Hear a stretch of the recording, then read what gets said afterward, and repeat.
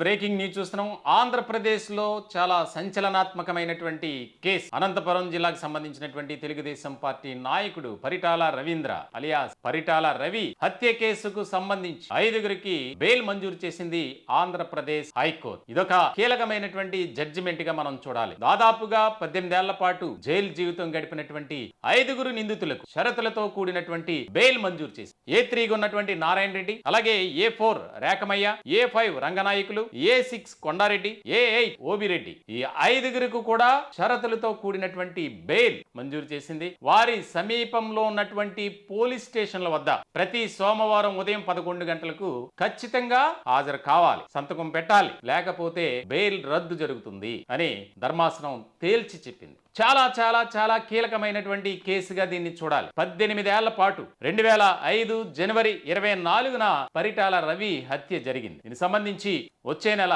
అంటే దాదాపుగా 20 సంవత్సరాలు నడుస్తుంది ఈ హత్య జరిగి. ఇటువంటి సందర్భంలో హైకోర్టు ఇచ్చినటువంటి సంచలనాత్మకమైనటువంటి తీర్పు ఏదైతే ఉందో ఆ తీర్పుపై భిన్నాభిప్రాయాలు వ్యక్తమవుతున్నాయి. 155 మందికి పైగా సాక్షులను విచారించారు. 8 మందిని దోషులుగా దీనికి సంబంధించి జీవిత ఖైదు అనేది విధించింది కోర్టు. ముఖ్యమైనటువంటి పరిణామంగా ఇది మనం చూడాలి. కొంతమంది ఈ కేసులో ఇన్వాల్వ్ అయ్యారని ఆరోపణలు, విమర్శలు వచ్చినప్పటికీ కోర్టు నిర్దోషులుగా తేల్చింది. ఇందులో చాలా మంది కీలకమైనటువంటి వ్యక్తులు కూడా ఉన్నట్లు మనకి తెలుస్తుంది. ముఖ్యంగా జీబీ రెడ్డి, ఆనందరెడ్డి, రామస్వామి, గోవర్ధన్ రెడ్డి, ఈ 4గురు కూడా నిర్దోషులుగా బయటకు వచ్చినటువంటి సిచ్యువేషన్ మనం చూసాం. అయితే తాజాగా హైకోర్టు ఇచ్చినటువంటి ఏదైతే జడ్జిమెంట్ ఉందో ఆ జడ్జిమెంట్ పట్ల పరిటాల రవి అభిమానులు గాని అనుచరులు గాని ఒక రకమైనటువంటి అసంతృప్తి వ్యక్తం చేస్తున్నారు. మనకు అందుతున్నటువంటి సమాచారం ప్రకారం పరిటాల రవి హత్య కేసులో కీలకమైనటువంటి ఆధారాలు అలాగే సాక్ష్యాలు ఉన్నప్పటికీ కోర్టు ఇచ్చినటువంటి జడ్జిమెంట్ ఏదైతే ఉందో బెయిల్ ఇవ్వటం అనేది వారు తప్పుపడుతున్నారు. దీనికి సంబంధించి సుప్రీం కోర్టు కూడా వెళ్లే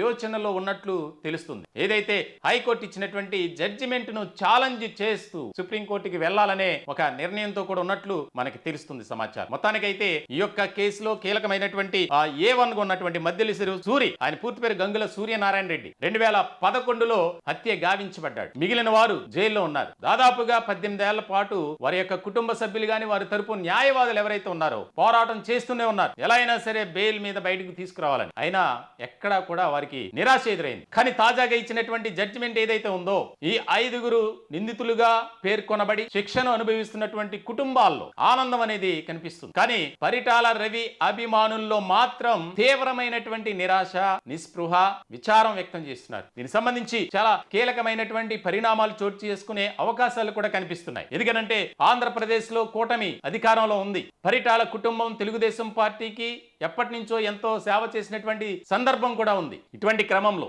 పార్టీ తరపున మరి ఏ రకమైనటువంటి మూమెంట్ ఉంటుంది, అలాగే అభిమానులు, అనుచరులు డిమాండ్ చేస్తున్నట్లు ఈ కేసును జడ్జిమెంట్ను ఛాలెంజ్ చేస్తూ పై కోర్టు కూడా వెళ్లాలనే ఆలోచన చేస్తున్నట్లు తెలుస్తుంది. మొత్తానికైతే హైకోర్టు ఇచ్చినటువంటి జడ్జిమెంట్ పట్ల న్యాయ నిపుణులు, రాజకీయ వర్గాల్లో భిన్నమైనటువంటి చర్చ అయితే జరుగుతోంది.